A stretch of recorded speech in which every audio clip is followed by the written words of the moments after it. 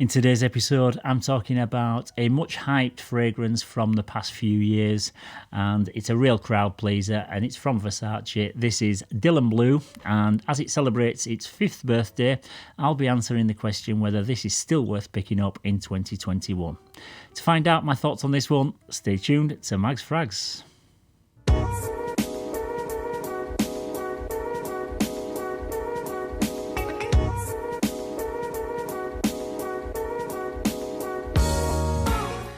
Yes, hello again everybody and welcome to another episode of Mags Frags. I'm Paul and this is day 102 of my Fragrance 365 project, where I give my thoughts on a different fragrance every day for a whole year. So today's scent of the day is Versace Homme Dylan Blue, which is an aromatic fougere fragrance for men. It was launched in 2016 and it was around about this time when we started seeing lots of fragrance houses releasing this kind of fresh blue mass appealing scent profile, and the note of Ambroxan was the kind of go-to ingredient for so many gentlemen's colognes, including Bleu de Chanel, Dior Sauvage, YSL YEDP and Acqua di Gio Profondo, just to name but a few. But in this video I'll be telling you how I think this one stacks up against these others, as well as where it fits into the Versace Pour Homme line. So let's get started by taking a look at the presentation.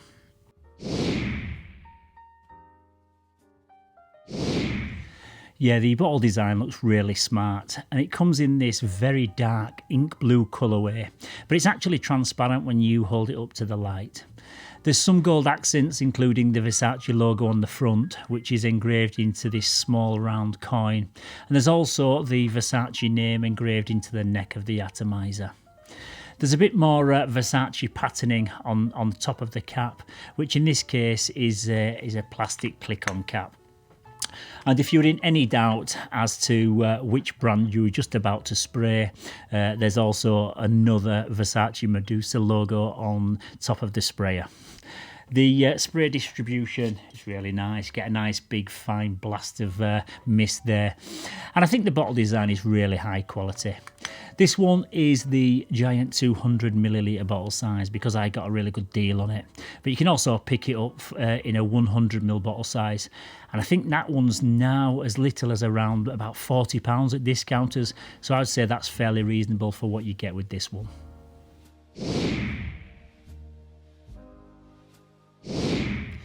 Yeah, the top notes in this one are bergamot, grapefruit, water notes and fig leaf.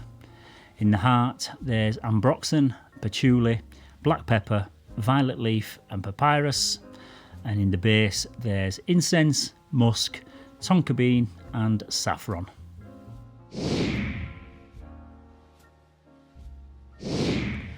So this opens up with a refreshing splash of citrus and aquatic notes.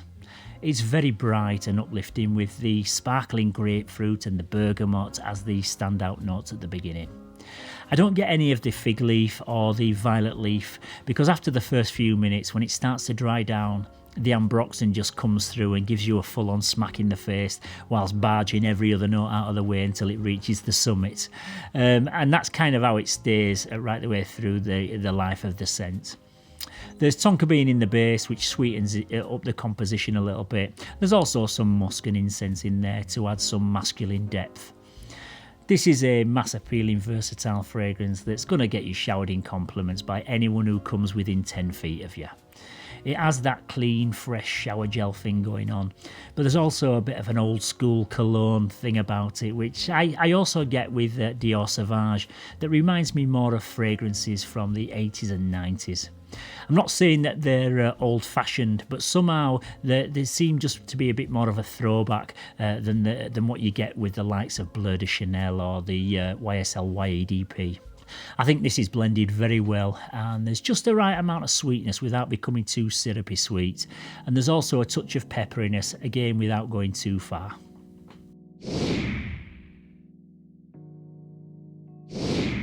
In terms of when and where to wear this, I would say that this one sits right in the middle of the Versace Homme line.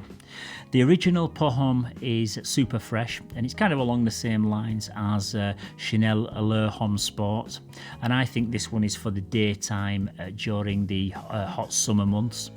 The Oud Noir, on the other hand, is one that I'd only reach for during the daytime in the cold winter months because of its intense woodiness. Dylan Blue is in the middle, and I think this one is a youthful, it's playful, it's kind of a Jack the Lad scent for evening wear, and I think you can wear this one all year round. But it's not juvenile, and I think anyone could easily wear it, but for me it's just got that loud, fun, party type scent profile. I'd be more inclined to wear the Oud Noir for a formal evening event because it's just got that serious, business kind of projection. But anything a little bit more fun, then the Dylan Blue is the one to choose.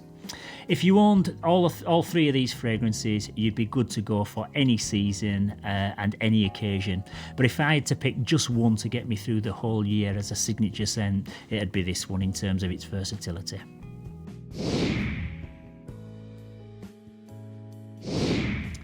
The performance on this one is good, and it will project well enough for most people, and it lasts a good 6 to 7 hours, but it does fall way short of the likes of Dior Sauvage and Bleu de Chanel when it comes to its staying power.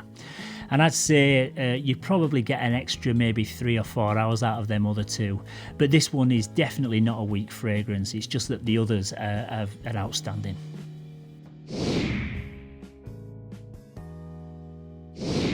This is a great all-round versatile fragrance that's mass appealing, and it's going to get you complimented wherever you go. The only downside to this is that there are better versions of this fresh blue scent DNA from other leading brands. I actually really enjoy this scent. I think it smells great, but because I own the likes of Bleu de Chanel, Dior Sauvage and YEDP, I tend to reach for those over this one, just out of personal preference. I would even say that the Versace Eros line is a better choice for doing kind of the same job that this one was intended for. So unfortunately, it kind of mainly just sits on the shelf, being overshadowed by all of the others. So just for a bit of fun, what I'm going to do is I'm going to rank these blue monsters in terms of my own preference, and I'd like you to tell me which order you place them in just down in the comments section, because I just know that everyone will have a different order of preference.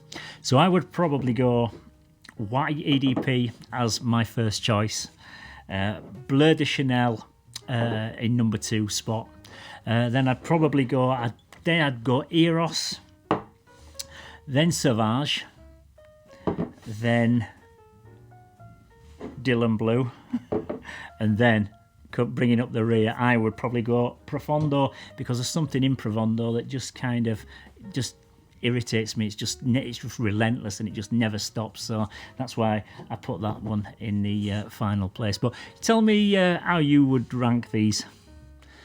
Yeah, so that's about it for today's scent of the day. Tomorrow I'm going to be giving my thoughts on a really interesting fragrance that never really gets spoken about. So make sure you tune in tomorrow to see which one I'm going to be talking about. Also, if you found this video useful, please don't forget to give it a like and subscribe to the channel.